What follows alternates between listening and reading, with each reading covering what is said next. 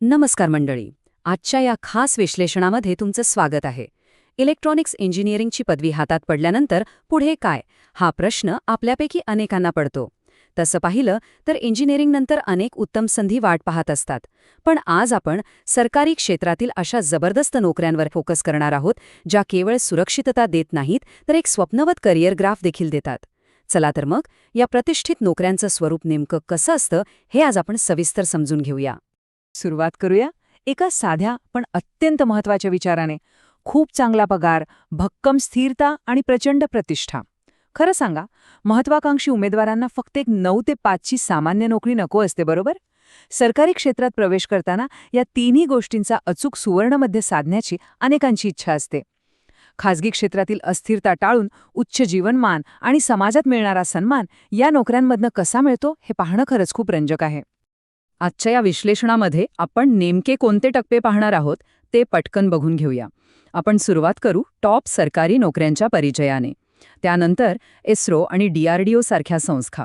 मग सर्वाधिक पगार देणाऱ्या PSUs आणि IAS.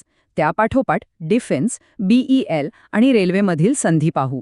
शेवटी आपण या सर्वांची थेट पगाराची तुलना करून अंतिम निष्कर्ष काढणार आहोत. तर आपला पहिला विभाग, introduction to top government jobs. बघा, इंजिनिअरिंग क्षेत्रातील सरकारी नोकऱ्यांकडे बघण्याचा दृष्टिकोन आता पूर्णपणे बदलला आहे.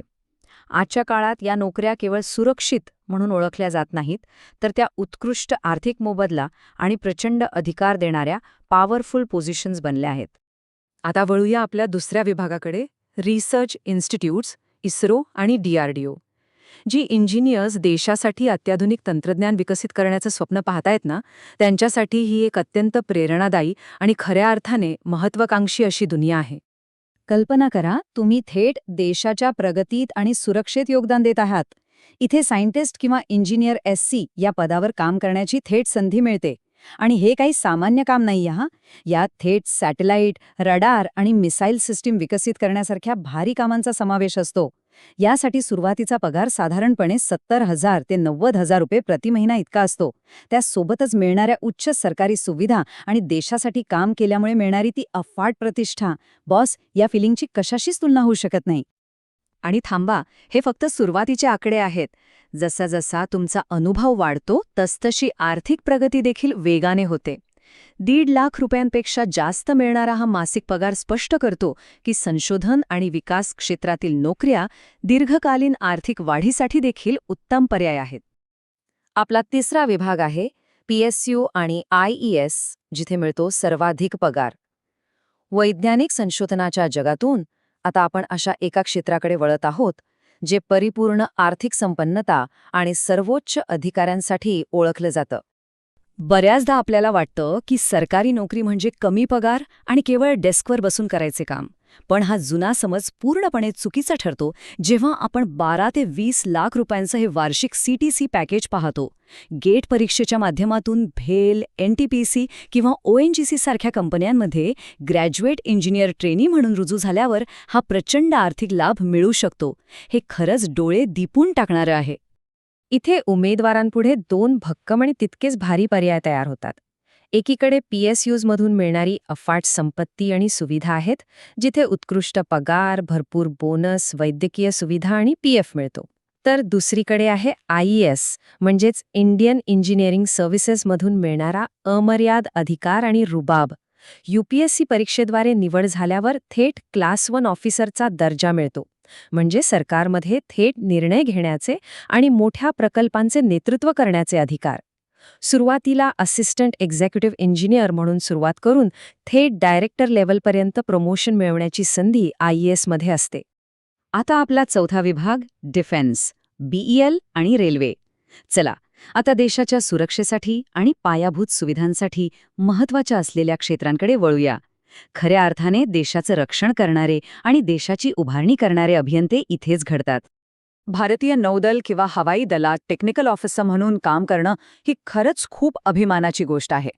या भूमिकांमध्ये दरमहा 70,000 ते 1,20,000 रुपयांपर्यंत पगार तर मिळतोच, पण सोबत मोफत निवास व्यवस्था आणि रिस्क अलाउन्स सारखे विशेष फायदे देखील मिळतात.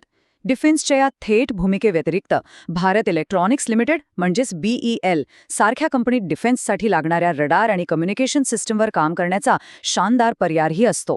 इथे 60,000 ते 1 लाख रुपयांपर्यंत वेतन मिळू शकतं.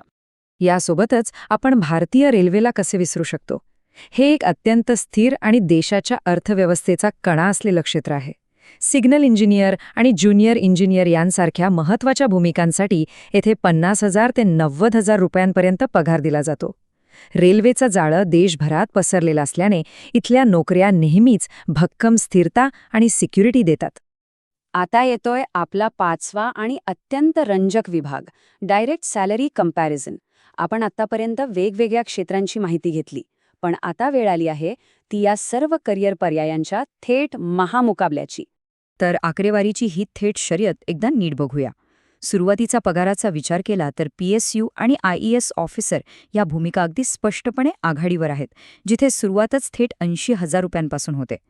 इस्रो, DRDO आणि डिफेन्समध्ये सुरुवातीचा पगार 70,000 रुपये आहे, तर BEL मध्ये तो 60,000 रुपये आहे. या तक्त्यावरून प्रत्येक क्षेत्रातील आर्थिक प्रगतीचा अंदाज आपल्याला अगदी सहज येतो. सुरुवातीचा पगार तर आपण पाहिला, पण आपलं दीर्घकालीन आर्थिक उद्दिष्ट काय असू शकतं? कमाल पगाराच्या म्हणजेच मॅक्झिमम सॅलरीच्या शर्यतीत PSUs आणि IES पुन्हा एकदा पहिल्या स्थानावर आहेत. इथे भविष्यात 2 लाख रुपयांपेक्षा जास्त मासिक उत्पन्न मिळू शकतं. त्या खालोखाल इस्रो आणि DRDOचा क्रमांक लागतो, जिथे दीर्घकालीन अनुभवानंतर 1.5 लाख रुपयांपेक्षा जास्त पगार मिळण्याची क्षमता आहे. आणि आता आपला 6वा आणि शेवटचा विभाग, फायनल कन्क्लुजन, बेस्ट ऑप्शन्स.